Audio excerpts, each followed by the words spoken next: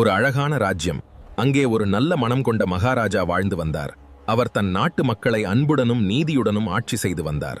ஆனால் காலம் கடந்தது. மகாராஜாவுக்கு வயதாகிவிட்டது. தனக்கு பின் இந்த நாட்டை யார் ஆழ்வார்கள் என்ற கவலை அவரை வாட்டியது. ஒரு நாள் நாட்டிலுள்ள அனைத்து இளைஞர்களையும் அரண்மனைக்கு வரவழைத்தார் மகாராஜா. எனக்கு மகன் இல்லை, எனவே உங்களில் ஒருவனை இந்த நாட்டின் இளவரசனாக தேர்ந்தெடுக்கப் போகிறேன். இந்த விதையை யார் ஒரு மாதத்தில் பெரிய செடியாக வளர்த்து கொண்டு வருகிறார்களோ அவரே இந்த நாட்டின் அடுத்த இளவரசன். அனைவரும் தங்கள் வீட்டிற்கு சென்று விதையை வளர்க்கத் தொடங்கினர். நாட்கள் மெதுவாக நகர்ந்தன.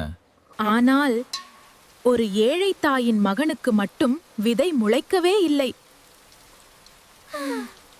அம்மா, நான் மிகவும் முயற்சி செய்தேன், ஆனால் விதை முளைக்கவில்லை. பரவாயில்ல மகனே, உண்மைய மகாராஜாவிடம் சொல்லிவிடு. ஒரு மாதம் கழிந்தது. அனைவரும் பெரிய பெரிய செடிகளுடன் அரண்மனைக்கு வந்தனர். ஆனால் அந்த சிறுவன் மட்டும் காலி தொட்டியுடன் வந்தான். உன்னுடைய செடி எங்கே என்று மகாராஜா கேட்டார். மகாராஜா, நான் மிகவும் முயற்சி செய்தேன், ஆனால் என்னால் இந்த விதையை முளைக்க வைக்க முடியவில்லை. இவன்தான் இந்த நாட்டின் அடுத்த இளவரசன். அந்த அறிவிப்பை கேட்ட அனைவரும் அதிர்ச்சி கடைந்தனர். நான் கொடுத்த விதைகள் அனைத்தும் வேக வைத்த விதைகள். அவ முளைக்கவே முடியாது. ஆனால் நீங்கள் அனைவரும் வேறு செடிகளை கொண்டு வந்து பொய் கூறினீர்கள். உண்மையும் நேர்மையும் கொண்டவனே ஒரு நாட்டை ஆள தகுதியானவன்.